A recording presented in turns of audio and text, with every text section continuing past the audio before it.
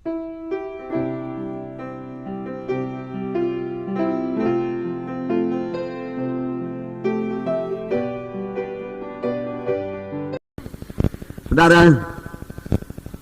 kita bicara mengenai Pantekosta.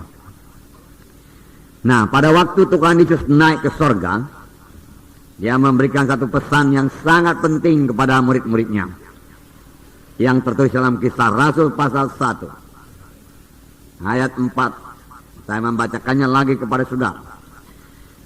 Pada suatu hari ketika ia makan bersama-sama dengan mereka, ia melarang mereka meninggalkan Yerusalem dan menyuruh mereka tinggal di situ menantikan janji Bapa yang demikian katanya, telah kamu dengar daripadaku, sebab Yohanes membaptis dengan air, tetapi tidak lama lagi kamu akan dibaptis dengan Roh Kudus.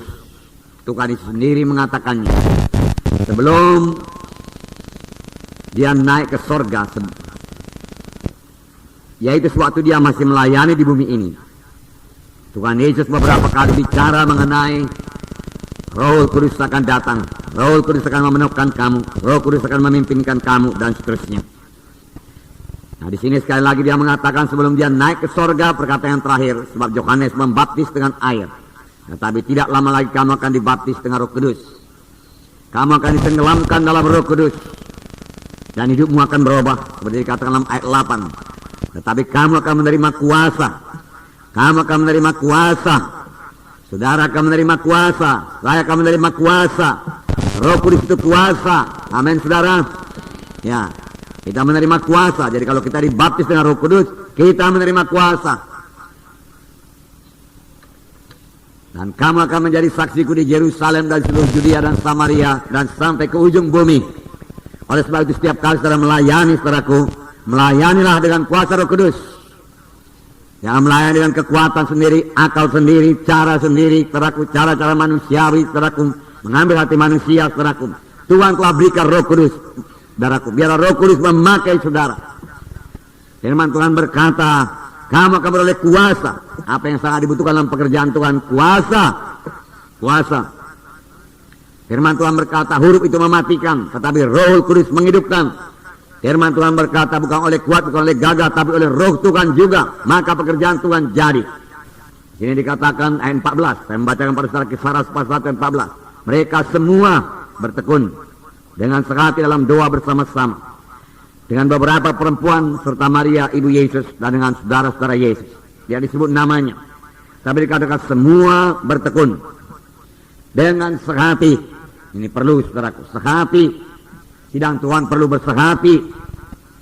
Doa yang bersehati, saudaraku, besar kuasanya. Doa yang bersehati menurunkan kuasa Tuhan. Bertekun artinya tidak mudah menyerah. Terus bertekun, walau ada halangan, walau ada gangguan, walau ada gelombang, dia bertekun, dia maju terus, di atas gelombang tersebut. Bersama-sama beberapa perempuan. Nah, saudara yang kasih nama Yesus. Dan kalau saudara baca Kisah 2, mulai dicurahkan Roh Kudus kepada 120 orang. Saudara, pada perjanjian lama tidak begitu banyak yang dibaptis dengan Roh Kudus. Hanyalah, saudaraku, raja-raja, nabi-nabi, saudaraku, dan imam-imam. Dan saudaraku, setelah mereka diurapi dengan Roh Kudus, saudaraku, setelah mereka diurapi dengan Roh Kudus, mereka sanggup menyampaikan panggilan Tuhan dalam hidup mereka. Kalau mereka, dia sebagai raja, saudaraku, Raja Daud diurapi, lalu Daud sanggup, saudaraku, melayani. Urapan itu, saudaraku, menyanggupkan mereka. Urapan itu mengobatkan mereka. Diurapi dengan minyak pada waktu, tapi sekarang diurapi dengan Roh Kudus. Memberikan mereka pengertian baru setelah mereka diurapi dengan Roh Kudus. Kuasa Tuhan bekerja dalam pelayanan mereka, saudaraku, setelah mereka diurapi dengan minyak itu, diurapi dengan Roh Kudus, saudaraku. Nah, saudaraku, Musa sangat menginginkan supaya semua bangsa Israel, saudaraku, dipenuhkan dengan Roh Kudus. Tapi keinginan Musa ini tidak kesampaian, belum waktunya. Musa sudah merasakan bagaimana jamaah Roh Kudus dalam hidupnya. Musa sudah merasakan bagaimana Roh Kudus mengobatkan hidupnya. Musa mengalami banyak mujizat Tuhan, saudaraku, sebagai akibat daripada melayani dipimpin oleh Roh Kudus. Tanda ajaib, tanda mujizat berlaku. Ya, dia kepingin supaya seluruh bangsa Israel menerima berkat yang sama. Kalau semua bangsa ini nabi adanya, dia katakan. Nabi pada waktu menerima Roh Kudus, Dia rindu semua bangsa Israel dipenuhkan dengan Roh Kudus. Tapi belum waktunya. Sekaranglah waktunya, amin saudara. Sekarang semua kita bisa penuh dengan Roh Kudus, amin. Haleluya, haleluya. Ya.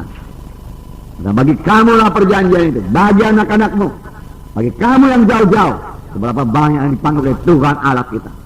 Bagi kita lah perjanjian, saudara. Dipenuhkan dengan Roh Kudus.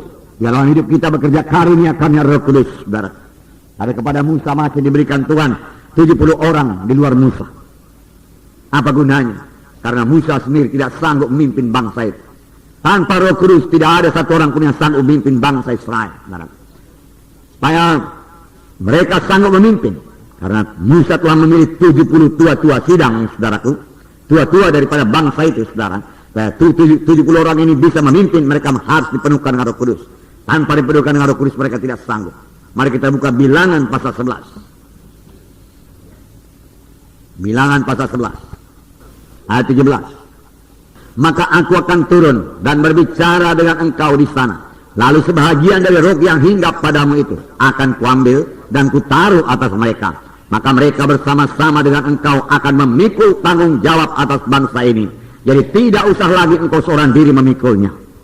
Tanpa diberikan Roh Kudus mereka tidak bisa memikul tanggung jawab atas bangsa Israel. Mereka bahkan tidak mengerti memikul tanggung jawab itu, saudara. Mereka tidak mengerti. Sampai sekarang kalau kita mau mengerti perkara-perkara rohani, kita tidak bisa mengerti dengan akal manusiawi, dengan kebentaran manusia tidak bisa. Kita perlu, saudara, wahyu daripada Roh Kudus, saudara. Kita perlu Roh Kudus, saudara, bekerja dalam hati kita, saudara, menerangkan rahasia daripada firman Tuhan. Tuhan berkata kepada Musa, kumpulkan 70 tua-tua sidang. Dia katakan, lalu aku mengambil sebagian daripada roh yang ada padamu dan kutaruh ke atas mereka. Lalu mereka, dia katakan, akan sanggup memikul tanggung jawab atas bangsa Israel bersama-sama dengan engkau. Tanpa diberikan Roh Kudus mereka tidak sanggup memikul tanggung jawab. Itu sebabnya saudara Tuhan berkata, tunggulah di Yerusalem, jangan pergi. Kamu tidak akan sanggup menegakkan perintah agung kalau bukan dengan Roh Kudus. Tuhan berkata, tunggu sampai kamu lengkap dengan kuasa dari Maha Tinggi. Betapa sayangnya saudaraku, masih banyak saudaraku, ya, gereja-gereja belum menerima Roh Kudus sepenuhnya, belum membiarkan Roh Kudus beroperasi dalam sidang Tuhan. Saudaraku, dalam sidang ini biar Roh Kudus saudaraku mengambil tempat yang utama, memimpinkan kita semua, saudaraku, mengubahkan kita semua, melengkapi kita semua, mengurapi kita semua, dan membiarkan saudaraku Roh Kudus bekerja dalam sidangnya ini dengan memakai saudara. Haleluya. Nah, saudaraku, kemudian ayat 24, mari kita baca. Setelah Musa datang keluar, sekali lagi sama-sama. Setelah Musa datang keluar, disampaikannya firman Tuhan itu kepada bangsa itu. Dia mengumpulkan 70 orang dari para tua-tua bangsa itu dan menyuruh mereka berdiri di sekeliling kemah. Lihat, saudaraku, ini orang yang penuh dengan Roh Kudus. Saudaraku, dia tidak kesulitan akan firman Tuhan. Dia dengar suara Tuhan. Dia keluar sidang. Lalu firman Tuhan sini berkata, disampaikannya firman Tuhan itu. Mengapa dia bisa menyampaikan firman Tuhan? Dia sudah terima lebih dahulu firman Tuhan. Amin. Ya. Saudara mau melayani, terima dulu daripada Tuhan. Itu yang sampaikan kepada jiwa-jiwa. Amin. Ya. Nah, Roh Kudus yang bicara. Disampaikannya firman Tuhan. Dan karena disampaikannya apa yang dikatakan Tuhan, Tuhan meneguhkan firman-Nya. Tuhan menggenapkan firman-Nya. Nah, ini pelajaran bagi kita. Kalau ada hamba Tuhan tidak menyampaikan saudaraku firman yang seturut dengan kehendak Tuhan, maka Tuhan tidak akan meneguhkannya. Oleh sebab itu perlu persekutuan yang erat dengan Roh Kudus. Supaya kita dengar suara Tuhan. Musa mendengarkan suara Tuhan. Haleluya. Ayat 25. Mari kita baca. Lalu turunlah Tuhan dalam awan dan berbicara kepada Musa. Amin. Bicara kepada Musa lagi. Tuhan suka bicara sebenarnya. Dia mau menceritakan banyak perkara kepada kita. Tapi banyak anak-anak Tuhan tidak siap sedia. Tidak mengharapkan Tuhan bicara, tidak ekspektan dia, tidak menunggu.